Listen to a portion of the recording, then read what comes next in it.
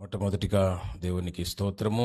నన్ను ఆహ్వానించిన స్థానిక సంఘ పాస్టర్ ఎలీషా పాస్టర్ గారికి నా హృదయపూర్వక వందనాలు. స్థానిక సంఘములో ఉన్నటువంటి సభ్యులందరికీ కూడా నా హృదయపూర్వక వందనాలు. నేను ఎక్కడికైనా వెళితే ఒక్కడిగా కానీ నేను ఎక్కడికైనా వెళితే బ్రదర్ను ఎవరో నా జతలో ఉంటే వాళ్ళని తీసుకెళ్తాను. ఈరోజు బ్రదర్ శాంసన్ పాస్టర్ గారు అప్పుడు లోకములో ఉన్నాడు, ఇప్పుడు విన్నాము. తర్వాత ప్రభు ప్రేమించి ఆయన దైవ సేవకుడిగా కూడా అభిషేకింపబడి దేవుడు ఆయనను అనేక స్థలాల్లో దేవుడు వాడుకొనులాగన మీ వ్యక్తిగత ప్రార్థనలు కూడా జ్ఞాపకం చేసుకోవాలని మనం చేస్తున్నాను. రాత్రికాల సమయంలో బ్రదర్ నాతో కూడా రావాలి అన్నప్పుడు వెంటనే అంగీకరించి నా మాట విని వెంటనే వచ్చిన శాంసన్ పాస్టర్ గారికి కూడా నా హృదయపూర్వక వందనాలు. వారు మంచి పాటలు పాడేవారని మీ అందరికీ తెలుసు. ఇంకను వారు ప్రభు సేవలో బలంగా ఉండాలని కోరుకుంటూ మనము దేవుని వాక్యములోనికి వెళ్దాం. హోషేయ గ్రంథము 8వ అధ్యాయము 11-12 వచనాలు నేను చదువుతాను. ఎఫ్రాయిము పాపమునకు ఆధారమగు బలిపీఠములెన్నో ఎన్నెన్నో కట్టించెను. అతడు పాపము చేయుటకు అవి ఆధారములాయను. నేనతని కొరకు నా ధర్మశాస్త్రమును పరిపూర్ణంగా వ్రాయించి నియమించినను, వాటిని అతడు అన్యములుగా ఎంచెను. మరలా చదువుతాను. ఎఫ్రాయిము పాపమునకు ఆధారముకు బలిపీఠములు ఎన్నెన్నో కట్టించెను. అతడు పాపము చేయుటకు అవి ఆధారములాయను. నేనతని కొరకు నా ధర్మశాస్త్రమును సంపూర్ణముగా వ్రాయించి నియమించినను, వాటిని అతడు అన్యములుగా ఎంచెను. తలదించుదాం, కండ్లు మూసుకుందాం, ప్రార్థన చేసుకుందాం. పరిశుద్ధుడా, ప్రేమ కలిగిన మా తండ్రి, నీ మితిలేని ప్రేమ కొరకు స్తోత్రాలు. యోగ్యతే లేని మమ్మల్ని మీరు ప్రేమించారు. ఎవరికి లేని భాగ్యాన్ని మీరు మాకిచ్చారు. మంచి సమయాన్ని, తరుణాన్ని ఇచ్చారు. అందుకొరకై స్తోత్రాలు. ఇట్టి సమయము చూడలేక ఎంతో మంది మట్టికి మన్నైన వారు ఉన్నారు, కానీ మమ్మల్ని ప్రేమించి నీ సన్నిధిలో కూర్చోబెట్టావు. ఇదిగో వినగలిగిన చెవి, లోబడే స్వభావము, గ్రహించే హృదయము మాకు దయచేయండి. ఇదిగో నీ దాసుడై నన్ను నీ శిలువకు ఏసాటన మరుగుపరిచి నాతో మాతో కూడి వచ్చిన నీ బిడలతో, ఈ లైవ్ ద్వారా వీక్షిస్తున్నటువంటి బిడలందరితో మీరు మాత్రమే మాట్లాడి మహిమ తెచ్చుకోమని కూడిన ప్రతి ఒక్కరిని మీ చేతులకు అప్పగించుకుంటూ యేసు నామమున ప్రార్థించి స్తుతించి వేడుచున్నాను తండ్రి, ఆమేన్. ప్రియులారా, చదవబడినటువంటి లేఖన భాగము హోషేయ గ్రంథము 8వ అధ్యాయము 11-12 వచనాలు మనం చూస్తే, ఎఫ్రాయిము పాపమునకు ఆధారమగు బలిపీఠములు ఎన్నెన్నో కట్టించెను. అవి అసలు ఈ ఎఫ్రాయిము ఎవరు? ఎఫ్రాయిము ఒక వ్యక్తి. ఎఫ్రాయిమును గురించి చెప్పాలంటే ఇశ్రాయేలు ప్రజలకును కూడా పోల్చొచ్చు. ఇశ్రాయేలు ప్రజలు ఎఫ్రాయిముకు సూచనగా దేవుడు హోషేయ ద్వారా మాట్లాడుతున్నాడు. అసలు ఈ ఎఫ్రాయిము జీవితము, ఎఫ్రాయిము పాపము చేయుటకు ఆధారమగు బలిపీఠములు ఎన్నెన్నో కట్టించెను. అతడు పాపము చేయుటకు అవి కారణములాయను, అవి ఆధారములాయను. ఇతడు జీవితాన్ని ఒకసారి మనము జ్ఞాపకం చేసుకుంటే, అతడు ఎందుకు పాపంలో బ్రతికాడు, అతడు ఎందుకు బలిపీఠములు కట్టాడు, అతని యొక్క చరిత్ర ఏంటి, అతని జీవిత విధానం ఏంటని మనం ఒకసారి జ్ఞాపకం చేసుకుంటే, తన పితరుడైనటువంటి అబ్రహాము, ఇస్సాకు, యాకోబు అనేటువంటి వారికి సంతానములో నుండి వచ్చిన వాడు. అబ్రహాము అనంటే విశ్వాసులకు తండ్రి. ఇస్సాకును దేవుడు ఆశీర్వదించాడు.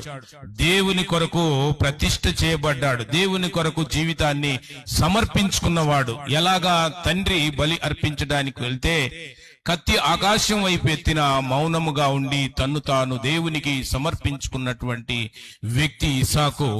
అయితే అతని కుమారుడైనటువంటి యాకోబు ఇశ్రాయేలుగా మార్చబడి 12 గోత్ర ప్రజలకు ఇశ్రాయేలీలుగా పిలువబడుతున్నటువంటి ఇశ్రాయేలీలు అని పిలువబడుతున్న 12 గోత్ర ప్రజలకు నాయకుడు లేక తండ్రి యాకోబు ఇశ్రాయేలుగా మార్చబడ్డాడు. అయితే మనము ఆదికాండములో ఒకసారి ఈ ఎఫ్రాయిము గురించి మనము 48వ అధ్యాయము ఆదికాండ గ్రంథము 48వ అధ్యాయము మొదటి భాగాన్ని చదువుకుందాం. ఈ సంగతులైన తరువాత ఇదిగో నీ తండ్రి కాయిలా ఉన్నాడని ఒకడు యోసేపుతో చెప్పినప్పుడు అప్పుడతడు మనష్షను ఎఫ్రాయిములను అను తన 2 కుమారులను వెంటబెట్టుకొని పోగా ఇదిగో నీ కుమారుడైన యోసేపు నీ వద్దకు వచ్చి ఉన్నాడని యాకోబు తెలుసుకొని అంతటా ఇశ్రాయేలు బలము తెచ్చుకొని మంచం మీద నుండి కూర్చుండెను. యాకోబు ఇశ్రాయేలు 2 మాటలున్నాయి. అంటే యాకోబు అనబడినటువంటి ఆయన ఇశ్రాయేలుగా మార్చబడిన తర్వాత ఈ సంగతులు జరిగిన తర్వాత నుండి సంగతులైన తర్వాత అంటే యాకోబు కనుదృష్టి తగ్గిపోయింది, ముసలివాడైపోయాడు.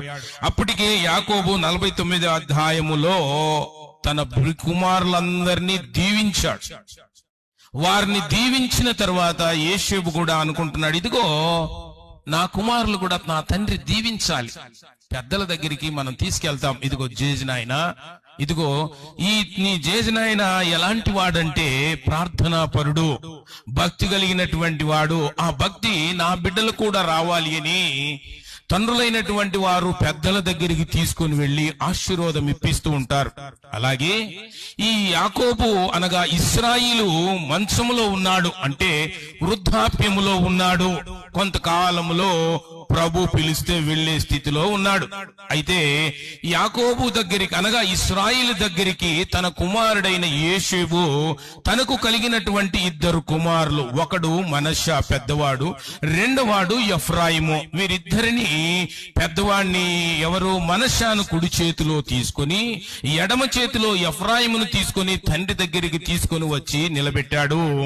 అయితే తండ్రి, ఇదిగో నాకు దేవుడు దయచేసిన, నేను ఐగుప్తులో ఈ దేశంలో ఉన్నప్పుడు దేవుడు నన్ను ప్రేమించి నాకు ఇచ్చినటువంటి ఈ 2 కుమారులను నీ చేతుల ద్వారా నీవు ఆశీర్వదించు అని తన తండ్రిని ప్రాధేయపడినప్పుడు తన తండ్రి 2 తీసుకుని వచ్చి యోసేపు తన తండ్రి దగ్గర నిలబెట్టినప్పుడు పెద్దవాణ్ణి మనష్షాను కుడి వైపున పెట్టాడు, ఎఫ్రాయిమును ఎడం వైపున పెట్టి తండ్రిని ఆశీర్వదించమని అడిగాడు. అయితే ఇప్పుడు వృద్ధాప్యములో ఉన్నటువంటి తండ్రి అలా ఆశీర్వదించాలి అంటే ఇలాగే ఆశీర్వదించాలి. కానీ ఇక్కడ చదవబడినటువంటి భాగం మనం చూస్తే 13వ వచనము చూస్తే అతడు వారు వచ్చి తండ్రి దగ్గర పెద్దవాయన దగ్గర సాష్టాంగ సాగిలపడి నమస్కరించిన తర్వాత వారిని దగ్గర తీసుకుని వారిని ఆశీర్వదిస్తున్నాడు. 14వ వచనములో చూస్తే మనష్షే పెద్దవాడైనందున ఇశ్రాయేలు తన చేతులను యుక్తిగా చాచి చిన్నవాడైన ఎఫ్రాయిమును తల మీద తన కుడి చేయి, మనష్షే మీద తన ఎడమ చేయి ఉంచెను. ఎలాగంటే ఆశీర్వదిస్తారు కానీ ఇలా ఆశీర్వదించాడు. అలా ఆశీర్వదిస్తున్నప్పుడు ఏమైందంటే తన తండ్రి యోసేపు చూశాడు, నాయనా అలా కాదు ఆశీర్వదించేది, ఇదిగో నా పెద్ద కుమారుడు మనష్షేను ఆశీర్వదించు. ఎందుకో బైబిల్ గ్రంథంలో చిన్నవారికి ఆశీర్వాదాలు ఎక్కువ, తిప్పలు కూడా వాళ్ళకి ఎక్కువ, ఆశీర్వాదాలు కూడా వాళ్ళకి ఎక్కువ. మీరు బాగా తప్పిపోయిన కుమారుడు గాని అందరిని చూడండి, యాకోబు జీవితంలో ఆయన కూడా పెద్దవాడు ఏశావు తర్వాత యాకోబు. తిప్పలు ఎక్కువే, నొప్పులు ఎక్కువే, బాధలు ఎక్కువే, సమస్యలు ఎక్కువే, ఆశీర్వాదాలు కూడా ఎక్కువే. అందుకే ఏదైనా కూడా ఆశీర్వాదం రావాలంటే శ్రమ లేకుండా రాదు, శ్రమ ద్వారానే. అయితే తన తండ్రి అనుకుంటున్నాడు, పెద్దవాడిని ఆశీర్వదిస్తే నా బలము, నా ఔన్నత్యము, నా తర్వాత నా కుమారుడు పెద్దవాడంటే తండ్రి కుడి భుజముగా ప్రతి వారు ఉంటారు. ఏ ఇంటిలో ఉన్నా చిన్నవాడు తల్లి సాటు పిల్లవాడు, అంటే తల్లి దగ్గరే పెంచుతాడు. తల్లి అంటే ఎక్కువ, చిన్నవాడి పైన తల్లికి ప్రేమ ఎందుకుందో నాకు తెలియదు. తర్వాత మీరు ఆలోచన చేయండి. నేను అక్కడ ఇంతవరకు చెప్పే సమయం లేదు కానీ చెప్తాను కానీ, అయితే ఇప్పుడు నేను చెప్పలేను. సమయాన్ని బట్టి నేను ఈ వాక్యం ముందుకు వెళ్తున్నాను. అయితే చిన్నలకు అంటే తల్లులకు ఇష్టమో, పెద్దవారు అంటే తండ్రికి ఇష్టమో, ఆ ఇష్టం మనకు వద్దు. కానీ ఇక్కడ యేషేవు అదే అడుగుతున్నాడు. ఇదిగో పెద్దవాడిని మనష్యాను ఆశీర్వదించు. అలా కాదు తండ్రి అంటే, ఈయన కండ్లుగా నాకు తెలుసు నా కుమారుడా, నేను ఎవరిని ఆశీర్వదించాలో, ఎలా ఆశీర్వదించాలో గుడ్డెక్కి పిల్లనిక్కిరిచ్చింది అన్నట్టుగా నాకు తెలుసు అని ఇశ్రాయేలు అంటున్నాడు. 17వ వచనము, యోసేపు ఎఫ్రాయిము తల మీదనున్న తన తండ్రి కుడి చేయిని పెట్టుట చూసినప్పుడు అది తనకిష్టము లేకపోయెను. అవునా? ఎందుకు ఇలా ఇష్టం లేకుండా పోయింది? ఇదిగో మనష్యాను ఆశీర్వదించు, ఎఫ్రాయిము కాదు అంటే దేవుని ఉద్దేశం ఏంటి? ఎఫ్రాయిమును ఆశీర్వదించాలి. తండ్రి ఉద్దేశం ఏంటి? పెద్ద కుమారుని ఆశీర్వదించాలి, మనష్యాను. అయితే దేవుని చిత్తమే మన జీవితంలో జరిగిద్ది. మనం చాలా సార్లు పాట పాడతాం ఏమని? ఎన్ని తలచినా ఏది అడిగినా జరిగేది నీ చిత్తమే అంటాము. మనిషి ఇంటికాడ చనిపోయాడు అనుకో, ఏందయ్యా మా దేవుడు ఏం చేశాడని? నా దేవుడే నాకే కనపడ్డా, నాకే నొప్పులా, నా ఇంటికే కష్టమా, నాకే వేదన. మరి ఈడేమో ఎన్ని తలచినా ఏది అడిగినా జరిగేది నీ చిత్తం ఏంటి? ఆయన చిత్తము చెబితే మాత్రము నువ్వు తట్టుకోలేవు, మనం తట్టుకోలేము. ఆయన చిత్తము చేస్తే నువ్వే పాట పాడావు, నీ చిత్తమే నీ ఇష్టమే అని పాడి. మరి ఆయన చిత్తం చేస్తే ఎందుకు మౌనంగా ఉండము? ఎందుకు దేవుని చిత్తాన్ని గ్రహించము? ఇక్కడ దేవుని చిత్తము యోసేపు గ్రహించలేకపోయాడు. ఇశ్రాయేలు ఎఫ్రాయిమును, ఆ భాగం నేను త్వరగా ముగిస్తాను. ఎఫ్రాయిము ఇశ్రాయేలు దీవించాడు. అంటే దేవుని దీవెనలు, దేవుని చేత ఆశీర్వదించబడినటువంటి ఈ ఎఫ్రాయిము అంటే తన స్థితి ఎలా ఉంది అంటే, విశ్వాసులకు తండ్రి, ఆశీర్వదించబడిన కుటుంబము, ఆశీర్వాదమునకు నిలయమైనటువంటి కుటుంబము, ఆశీర్వాదాలతో నింపబడి చిన్నప్పటి నుండి దైవభక్తిలో పెంచబడినటువంటి ఈ ఎఫ్రాయిము అనగా ఈ ఇశ్రాయేలు ప్రజలు దేవుని చేత నడిపింపబడుతున్నటువంటి వీరి యొక్క జీవిత విధానాన్ని హోషేయ రాస్తున్నటువంటి భాగం ఏంటంటే, ఎఫ్రాయిము పాపమునకు ఆధారము బలిపీఠములు ఎన్నెన్నో కట్టించెను, అతడు పాపము చేయుటకు అవి ఆధారములాయెను. నేను అతని కొరకు నా ధర్మశాస్త్రమును పరిపూర్ణంగా వ్రాయించి నియమించినను, వాటిని అతడు అన్యములుగా ఎంచెను. ఎవరినైనా కుర్రోన్ని పోయి బైబిల్ చదివావని ఆయన చదివి పారేశాను అంటాడు. అవునా కదా? చదివి పారేశాను ఎప్పుడో. ఏంటి? చదివేశానని చెప్పడం ఎందుకు? ఎందుకంటే కుర్రతనం అట్లాంటిది, యవనం అట్లాంటిది. జ్వరం వచ్చిందంటే గడగడగడ వనికి, అమ్మా మాతరదే, పాస్టర్ ప్రార్థన చేయి, మాతరయ్యే, హాస్పిటల్ తీసుకో అంటాడు. ఎందుకు? బైబిల్ చదివేంటి, చదివి పారేశాను అంటాడు. చదివి పారాను కాదు, చదివేశానని చెప్పలేడే.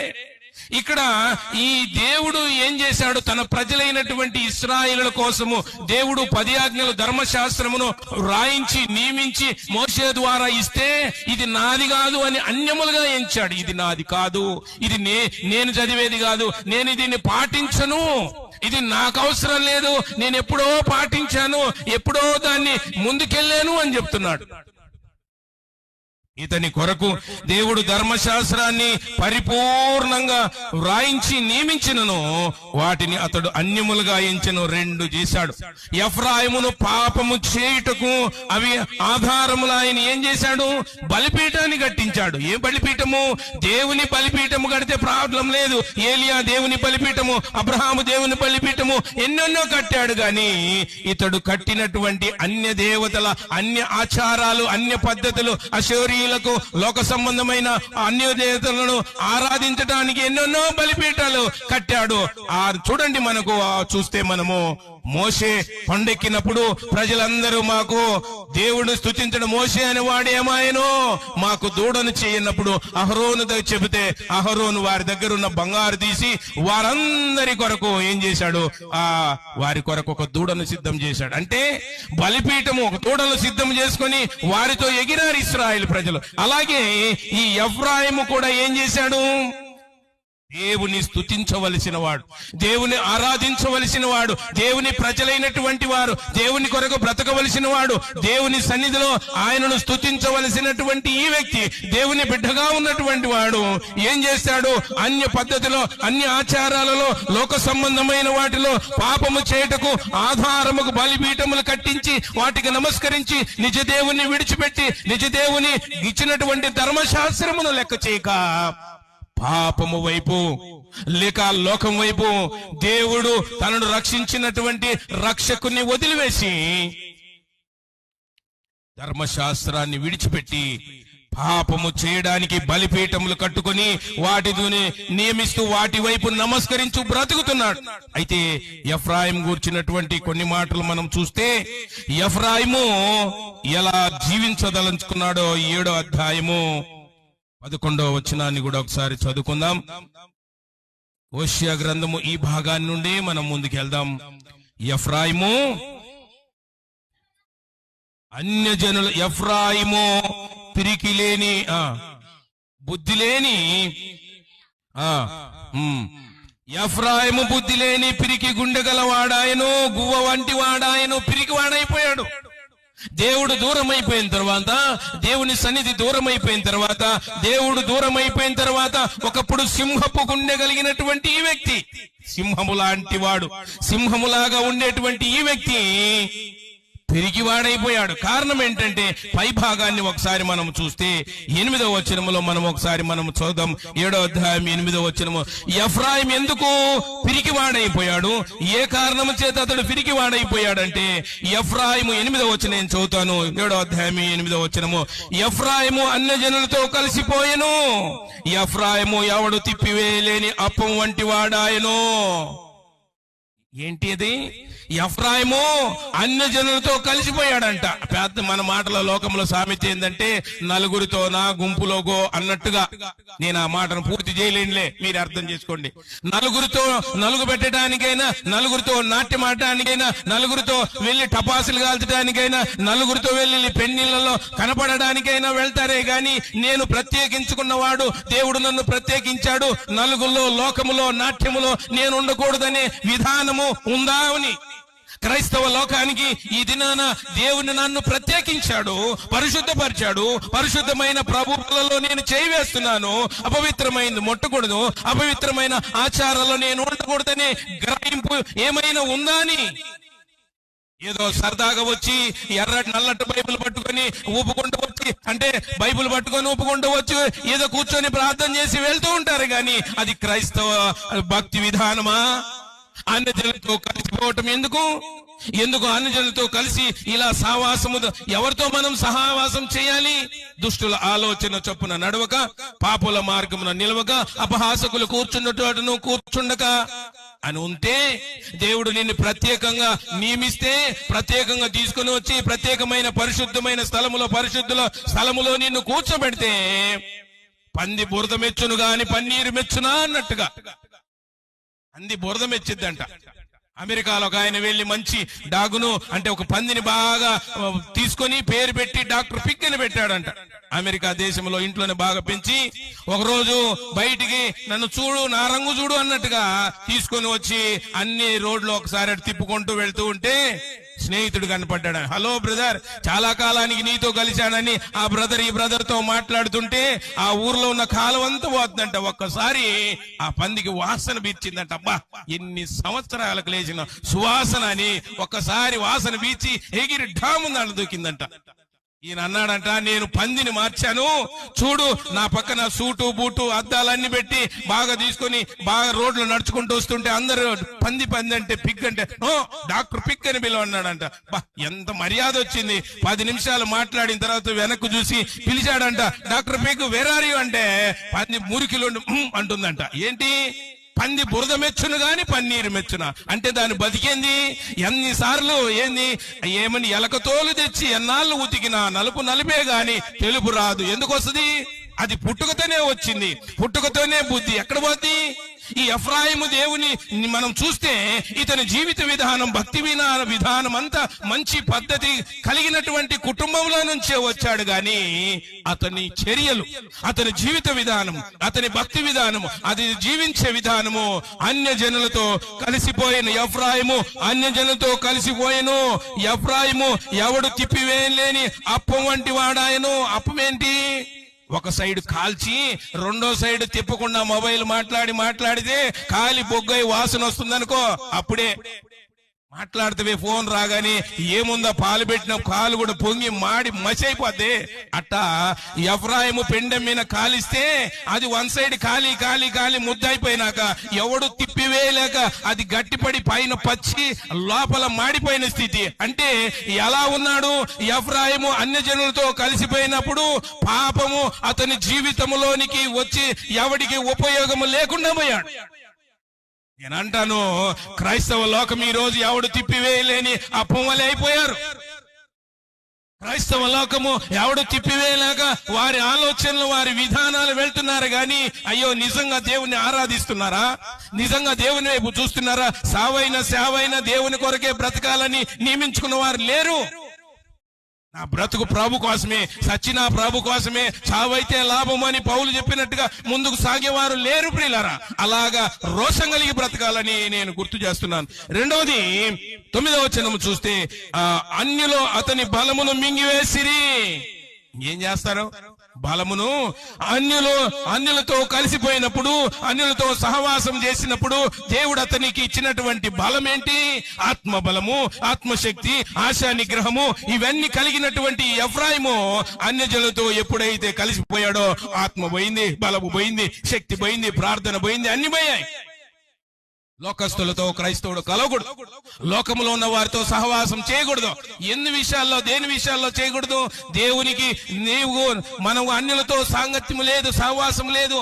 ఏ విషయంలో? బంధుత్వముతో. చాలా బంధుత్వము లేకపోతే వారు రాకపోతే ఎట్లాగండి? వారు పోతారు నరకానికి, నువ్వు వెళ్తావా? వారందరు నరకములు ఏడుస్తారు, నువ్వు ఏడుస్తావా? దేవుడు నిన్ను ప్రత్యేకిస్తే నీ బలమును వారు మింగివేస్తారు. ఈ ఎఫ్రాయిము చూడండి, ఎఫ్రాయిము బలము అన్యులు అతన్ని మింగివేసిరి, అది అతనికి తెలియకపోయెను. ఎలాగా?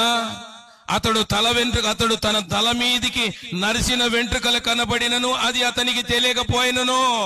సంసోనుకు గుండు చేసినా దెలీలా గుండు చేయించింది. ఎప్పటిలాగా ఉన్నాను విరజిమ్ముకుందామనుకున్నాడట గాని యెహోవా అతనిని ఎడబాసనని సంసోనుకు తెలియలేదు. దెలీలా గుండు చేయించింది. అందుకే ఇతనికి ఉన్నటువంటి ఎఫ్రాయిము తల వెంట్రుకలు నరిసినను అతనికి తెలియలేదండి. అంటే ఏంటి? తలపైన ఉన్నటువంటి దేవుని శక్తి, అభిషేకము, అతని కిరీటము అతనికి వెళ్లిపోయింది.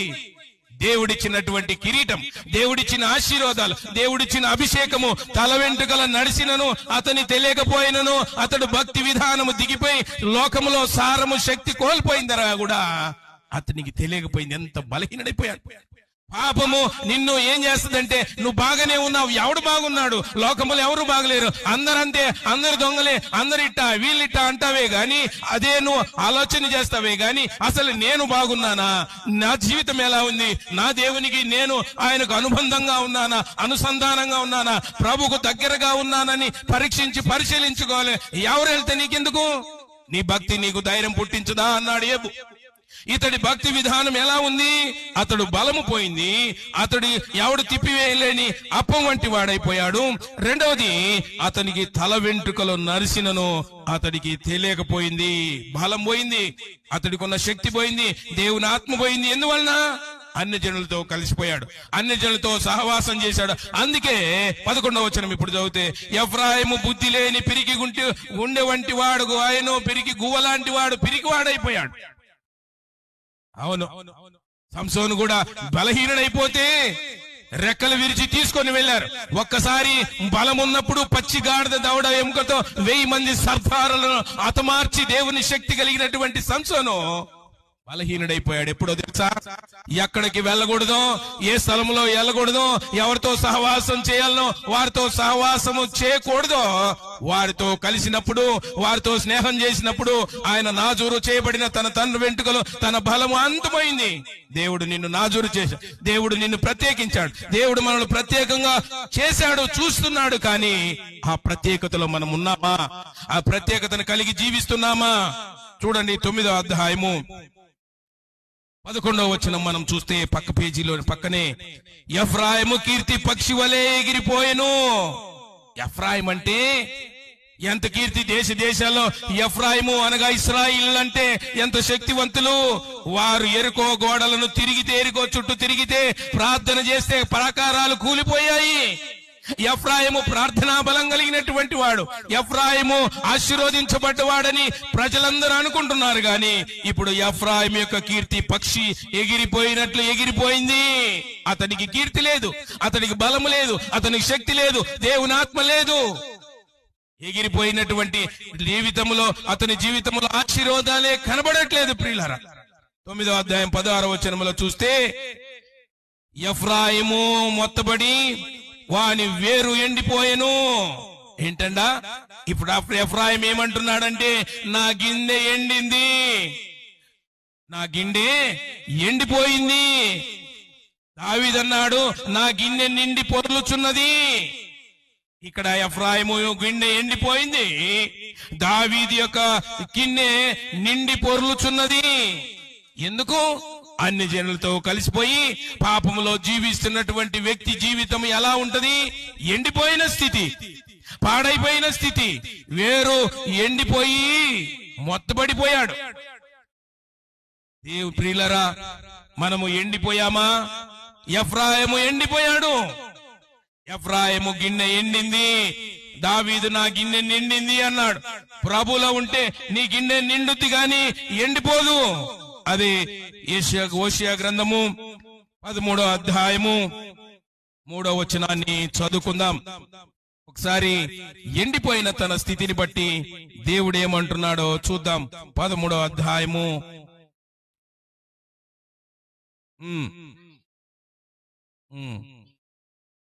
1 సెకండ్, ఒక్క నిమిషం. 11:3 వచనమేమో, ఒక్క నిమిషం. 11వ అధ్యాయం 3వ. ఎఫ్రాయిము చేయి పట్టుకొని వానికి నడక నేర్పిన వాడను నేనే.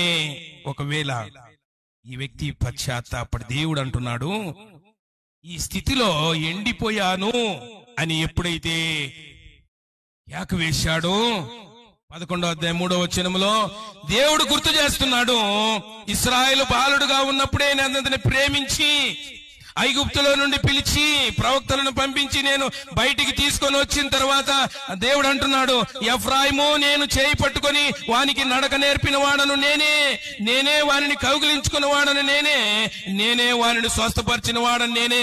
ఆ సంగతి వాని మనస్సును నా పట్టలేదు అంటే నేను నడక నేర్పించాను. నేను ఏ స్థితిలోనున్నానో ఆ స్థితిలో నుండి బయటికి తెచ్చా. ఎప్పుడైనా నన్ను గుర్తు చేసుకుంటున్నాడా? అన్ని జనులతో కలిసి వారితో సహవాసం చేస్తున్నాడు, వారితో బ్రతుకుతున్నాడు, వారితోనే జీవనం సాగిస్తున్నాడు. గాని అసలు ఈ ఎఫ్రాయిమును అన్ని జనులలో ఐగుప్తులో ఉన్న బానిసగా ఉన్నటువంటి ఈ ఎఫ్రాయిం ఇశ్రాయేల్ గా బాలుడుగా ఉన్నప్పుడే నేను అతన్ని బయటికి తీసుకొని వచ్చి, నేను ప్రవక్తలను పంపించి ఐగుప్తులో నుండి అతన్ని బయటికి పిలిపించి ప్రవక్తలను పంపించి, దేవునికి దూరంగా ఉన్నప్పుడు, బానిసత్వములో ఉన్నప్పుడు, సరైన తిండి ఆహారము లేనప్పుడు నేను అతన్ని చేయి పట్టుకొని నడక నేర్పించి కౌగిలించుకొని నేను అతన్ని స్వస్థపరిచింది అన్న సంగతి మర్చిపోయాడయా. చాలా సార్లు మనం అనుకుంటాం, ఒక వ్యక్తికి మేలు చేస్తే కనీసం ఈ స్థితి మేలు చేస్తే నన్ను ఒకసారి కూడా జ్ఞాపకం చేసుకోలేదు. ఈ మనుషులే అంతే, ఈ మనుషులే విధానాలే అంతే అని చాలా సార్లు మనం బాధపడతాం ఒక మానవులుగా, మనము చేసిన మంచి మేలును బట్టి. కానీ దేవుడే ఇంత గొప్ప మేలు చేసి, ఇంత గొప్ప ఉపకారం చేసి, వారికి వేదన బాధన రాకుండా వారిని కాపాడిన దేవుణ్ణి ఈ మర్చిపోతే దేవుడేమంటున్నాడు, నేను నడక నేర్పించి దగ్గర తీసుకొని వానికి స్వస్థత పరిచి వాన్ని కౌగిలించుకొని దగ్గర తీసుకొని ఆదరించి, చంటి బిడ్డను ఆదరించినట్టుగా ఆదరించిన నన్నే ధిక్కరించి నన్ను మర్చిపోయి అన్య దేవతల వైపు అన్యతుల వైపు తిరుగుతున్నాడే. ఇప్పుడు ఇంకా ఘోరముగా ఉంది ఎఫ్రాయిం పరిస్థితి. 12వ అధ్యాయం 3వ వచనములో ఎఫ్రాయిము గాలిని మేయిచున్నాడు. ఇదేంటండి? ఎఫ్రాయిము 12వ అధ్యాయం మొదటి మాట ఏంటి? ఎఫ్రాయిము గాలిని మేయిచున్నాడు. విచిత్రంగా ఉంది కదా. భోంచేశాడు అంటే బాగుంటుంది, గాలిని మేశాడు అంటే నమ్మశక్యంగా లేదు. గాలి ఏంటేంటి? గాలి మాటలు నమ్ముతారు. నిజమేనా? ఇంత జరిగిందంట కదమ్మా అంటే గానీ ఈమెకేం తెలియదు. అవునా, ఇది తీసుకెళ్లి ఇంకా 2 తైలించి ఇంకొకలో చెప్తారు. అదే గాలి మాటలు. ఇతడు గాలిని మేస్తున్నాడు. గాలిని మేస్తున్నాడు అంటే ఏంటి? నిజ దేవుడిని వదిలిపెట్టి, నిజమైన మాటను వదిలిపెట్టి, ఏదో బూటకములైనటువంటివి, ఏదో దేవునికి ఇష్టములైనటువంటివి, సత్యము కానటువంటివి, అసత్యములైనటువంటి వాటిని అనుసరించి బ్రతుకుతూ, అనుసరించి జీవిస్తూ ఈ గాలిని మేస్తున్నటువంటి ఈ ఎఫ్రాయిము ఎంత భయంకరంగా తయారైపోయాడు, ఎంత భయంకరమైన స్థితిలోనికి వెళ్ళాడు. 7వ వచనం కూడా చూస్తే ఎఫ్రాయిం వారు కనానీయుల వారు వర్తకపు వంటి వారై అన్యాయపు త్రాసును వాడకముగా చేసెదరు, బాధ పెట్టు వారి కోరికలను వారికి కలదు. ఎఫ్రాయిము కనానీయుల వర్తకపు వంటి వారు అంటే ఎఫ్రాయిము దేవుడు దీవించి ప్రత్యేకిస్తే వర్తకము వ్యాపారం చేస్తున్నాడు. మీ ఇంటికి వస్తే ఏం చేస్తావు, మా ఇంటికి వస్తే ఏమి ఇస్తావు, వ్యాపారం బిజినెస్ అయిపోయింది. అయ్యో నేను నా పరిస్థితి నేను తీసుకొని వెళ్ళి ఇవ్వాలి, నేను కృతజ్ఞుడిగా బ్రతకాలి అనే స్థితి పోయి ఎఫ్రాయిము కనానీయులతో వ్యాపారంతో సావాసము సంబంధం కలిగి ఉన్నాడు. వ్యాపార బుద్ధి కలిగినటువంటి వారు, వ్యాపారము స్వభావము కలిగిన వాడు దేవునితో కూడా వ్యాపారం చేస్తాడు. ఏంటి? ఒక ఆమె పేరుకెళ్ళి నీకు వచ్చే సంవత్సరం కొడుకునిస్తే నెక్స్ట్ నీ కొండకు వస్తానన్నది. మళ్ళా కొడుకునిచ్చినాక రాలే. మరలా స్వామి మళ్ళా కూతుర్నిస్తే నీ కొండకు. అంటే దేవునితో కూడా వ్యాపారం. ఏంటి ఇది? మేలు చేయి. ఉద్యోగం ఈ ప్రభా, ఉద్యోగం ఇస్తే నేను వస్తాను గుడికి, నీ ఉద్యోగం ఇస్తే నేను నీకు సమర్పిస్తాను. అన్నానింది కదా, నాకిస్తే నా కుమారుని ఇస్తే నీకే సమర్పిస్తాను. అదే దేవునితో సావాసం, దేవునితో వ్యాపారం కూడా ఉంది క్రైస్తవ లోకం. కానీ ఏమిచ్చినా ప్రభు పరలోక రాజ్యం ఇచ్చాడు అంతే. ఈ శరీర సంబంధమైనవి కన్నా ఆత్మ సంబంధమైన వాటి వైపే మనం చూడాలి. ఆత్మ సంబంధమైన వాటి కొరకే చూడాలి.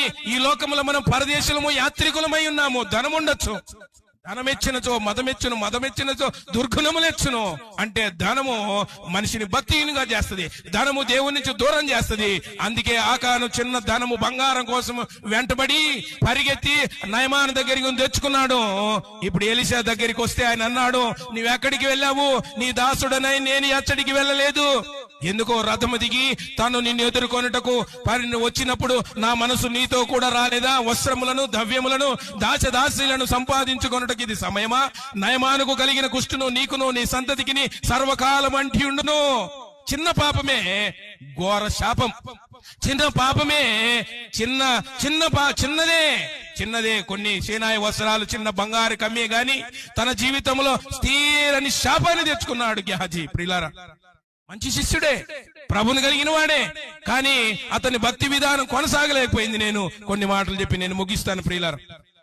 13వ అధ్యాయము 12వ వచనాన్ని ఒకసారి చదువుకుందాం. ఎఫ్రాయిము యొక్క దోషము నా యొద్ద ఉంచబడింది, అతని పాపము భద్రము చేయబడింది. ఎలా ఉందంట? ఎఫ్రాయిము పాపము దేవుని చేతిలో ఉంది, దేవుని చేతిలో భద్రం ఉంచబడింది. ఇప్పుడు 14వ అధ్యాయం 1వ వచనము, ఇశ్రాయేలు పాపము చేత నీవు కూలిపోతివి గనుక నీ దేవుడైన యెహోవా తట్టు తిరుగుము. తన జీవితంలో ఇదే మలుపు. దేవుడు ఒక అవకాశాన్ని ఇస్తున్నాడు. ఎఫ్రాయిము పాపము చేసి అన్ని జనులతో కలిసిపోయి అన్యులతో తిరుగుతున్నటువంటి ఆయనకు ఒక వార్త వినబడింది. ఇశ్రాయేలు 14వ అధ్యాయం హోషేయ గ్రంథము 1వ భాగం నేను చదువుతాను. ఇశ్రాయేలు నీవు పాపము చేత నీవు కూలితివి గనుక నీ దేవుడని యెహోవా తట్టుకు నీవు తిరుగుము. యెహోవా తట్టుకు తిరుగుము. దేవుడు మాట వినబడుతుంది. ఇతడు చేసిన పాపమంతయు ఆయన దగ్గర ఇనుప ఆయన చేసినటువంటి దోషము దేవుని సన్నిధిలో భద్రపరచబడి ఉంటే నేనేమైపోతానో, నేను ఆశీర్వదించబడి ప్రభు చేతిలో వాడబడిన నేను, ప్రభు చేతిలో ఉన్న నేను నా దోషము దేవుని చేతిలో ఉంటే నేను ఎలా బ్రతకగలనని ఎఫ్రాయిం ఏం చేశాడు? ఎఫ్రాయిముకు ఇవ్వబడినటువంటి ఒక వర్తమానం ఇవ్వబడింది. ఎఫ్రాయిము, ఓ ఇశ్రాయిలు, నీవు పాపము చేసి కూలిపోయావా? నీవు నా వైపు తిరిగితే నేను నీకు నడక నేర్పిన వాడను నేనే, నిన్ను సంకనెత్తుకున్న వాడను నేనే, నిన్ను ముద్దాడిన వాడను నేనే, నీ తండ్రి అయిన నేను నువ్వు మర్చిపోయి తిరిగావు. ఒక్కసారి నా వైపు తిరిగితే నేను నీ వైపు తిరుగుతాను. దేవుడు తన ప్రజలు ఒక్కసారి కన్నీళ్లు కారిస్తే వారి దేవుడే అన్నడు వదిలిపెట్టడు. నీ బాధ ఏదైనా, నీ సమస్య ఏదైనా, నీవు దేవుని సన్నిధిలో కన్నీళ్లు రాలిస్తే, ఎంత శాపములో ఉన్నా, ఎంత పాపములో ఉన్నా, ఎంత బంధకాల్లో ఉన్నా, ఈ ఎఫ్రాయిం పరిస్థితి అంతా చూస్తే అతడు కూలిపోయి లేవలేని స్థితిలో ఉన్నప్పుడు దేవుని మాట వినపడింది. అప్పుడు దేవుడు అతన్ని ప్రేమించాడు. దేవుడు అతన్ని ప్రేమించి అతడు దేవుని వైపు తిరగడానికి ఇష్టపడినప్పుడు దేవుని వైపు తిరుగుతున్నాడు. మన చివరి మాట చదువుకుందాం. ఇర్మియా గ్రంథము 31వ అధ్యాయము. ఇర్మియా గ్రంథము 31వ అధ్యాయము 18వ వచనం నుంచి నేను చదువుతాను. 18వ వచనం నేను చదువుతాను. నీవు నన్ను శిక్షించితివి, కాడికి అలివి కాని కోడెను దెబ్బలకు లోబడినట్లుగా నేను నీ శిక్షకు లోబడుచున్నాను. నీవు నా దేవుడైన యెహోవావు, నీవు నా మనసును త్రిప్పిన ఎడల నేను తిరుగుదునని ఎఫ్రాయిము అంగలార్చెను. జ్ఞాపకం చేసుకున్నాడు. నాకు నడక నేర్పింది నీవు కదా, నన్ను సంకనెత్తుకున్నది నీవు కదా, నన్ను ముద్దాడింది నీవు కదా, ఈ స్థితి ఇచ్చింది నీవు కదా.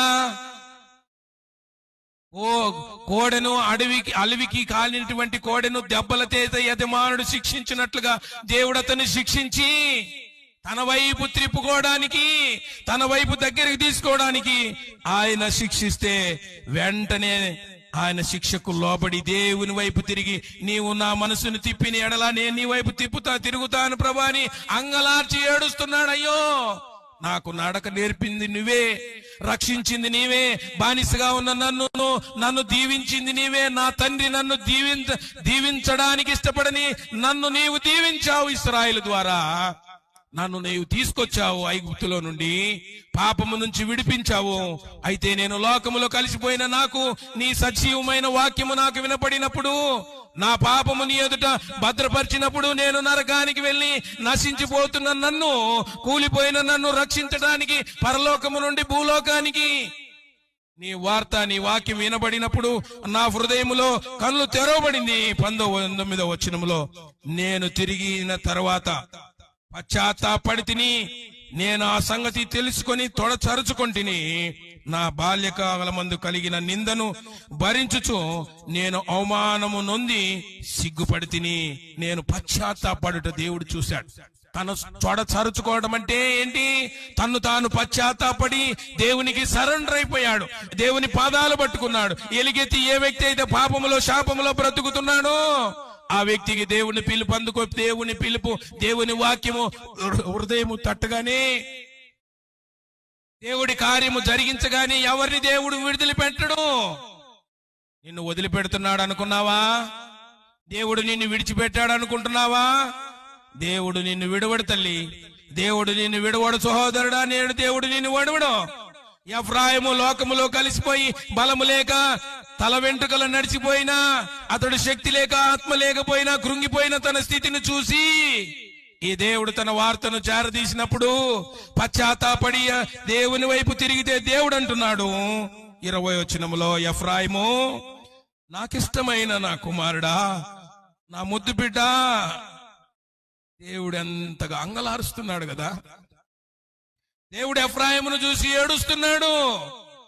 ఎఫ్రాయిము నా ముద్దు బిడ్డ, నాకిష్టమైన కుమారుడను. పాపములో బ్రతుకుతుంటే, నీవు శాపంలో బ్రతుకుతుంటే, అన్ని జనులతో కలిసిపోతూ ఉంటే, ఆశీర్వాదాలకు దూరం అయిపోతూ ఉంటే, నా కడుపు వేదన, నేను నడక నేర్పించి నీకు భోజనం పెట్టి ఈ స్థితిలో పెడితే, నీవు నన్ను దాటి వెళ్తే నా హృదయం తరుక్కొని పోతుంది. నా కుమారుడా,